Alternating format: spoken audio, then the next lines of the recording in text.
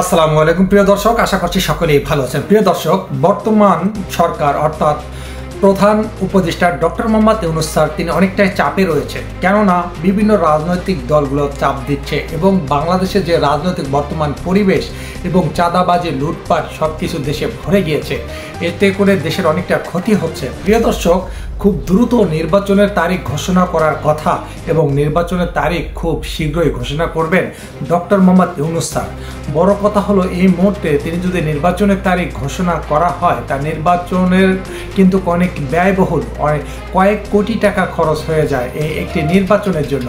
আর এই নির্বাচন যখন প্রক্রিয়া শুরু হবে, এই নির্বাচনে কিন্তু অবশ্যই আপনার গণ্ডগোল সৃষ্টি হবে, কারণ বিভিন্ন রাজনৈতিক দল রয়েছে আর কারো এলাকার কেন্দ্রে সে প্রভাব দেখাবে, আর এই প্রভাব বিস্তার করেই কিন্তু তাদের মধ্যে সংঘর্ষ বা দ্বন্দ্ব এটা দেখা যাবে, এটা নিশ্চিত।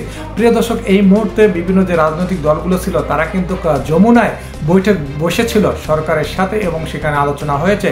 সরকার বলেছে যে খুব দ্রুত এবং দেশের সংস্কার করে একটি নির্বাচনের তারিখ ঘোষণা করবে 2025 সালের শুরুতে এবং আগে, এর মধ্যেই কিন্তু নির্বাচন হবে। কিন্তু এখন এই নির্বাচনের তারিখ যদি ঘোষণা করে, তাহলে বর্তমান সরকার কে হবে? জামাত না বিএনপি না এনসিপি না অন্য অন্য দল? এখন প্রশ্ন হলো যে দেশ ভালো রাখার জন্য, দেশকে শান্তিতে রাখার জন্য, দেশের পরিবেশ যাতে ভালো থাকে, দেশের মানুষ যাতে সুন্দরভাবে কাজকর্ম করে খেতে পারে, এর জন্য আপনারা সিদ্ধান্ত নেবেন কাকে আপনার মূল্যবান ভোটটি দেওয়ার দরকার। আপনার ভোটটা অনেক মূল্যবান, তাই আপনি অবশ্যই যেই ব্যক্তি বা যেই মার্কা আপনার কাছে পছন্দ হবে আপনি তাকে ভোট দিবেন। কিন্তু প্রশ্ন হলো যে আপনি কাকে ভোট দিবেন। এখন দেশটা যার হাতে দিলে দেশটা ভালো থাকবে, দেশের জনগণ ভালো থাকবে, দেশে কোনো চাঁদাবাজি হবে না, দেশের কোনো টাকা বিদেশে পাচার হবে না, দেশে কোনো লুটপাট হবে না, আপনার ভাই, আপনার চাচা, আপনার আঙ্কেল তারা যেন ভালোভাবে ব্যবসা করে খেতে পারে। প্রতিটা ব্যবসায় যেভাবে চাঁদা আদায় করছে বিভিন্ন দলের লোক, এতে করে দেশে সমস্যা দেখা দিয়েছে। প্রিয় দর্শক, শুধু তাই নয়, এই চাঁদাবাজের কারণে অনেক মানুষের জীবনও চলে গিয়েছে, অনেক সংঘাত হয়েছে, কেউ বা হারিয়েছে কেউ সন্তান, কেউ বা হারিয়েছে তার ভাইকে।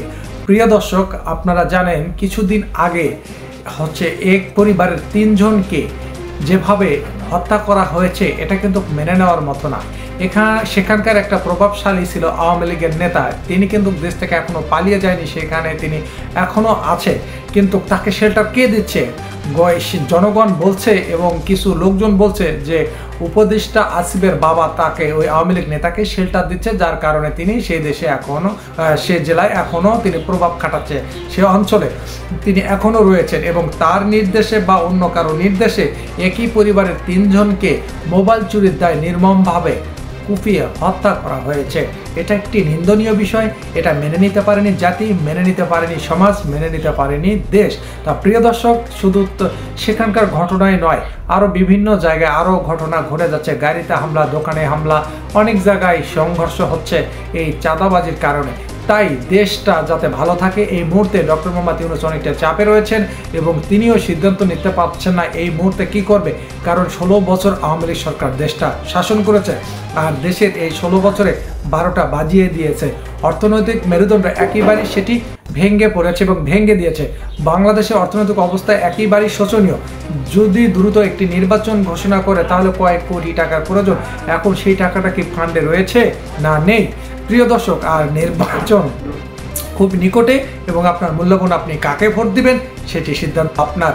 দেশ যাতে ভালো থাকে, জাতি যাতে ভালো থাকে, এটা দায়িত্ব আপনার। আপনার সাথে আবারও দেখা হবে নতুন কোনো ভিডিওতে। আমি এমডি রুবেল হোসেন, আল্লাহ হাফেজ।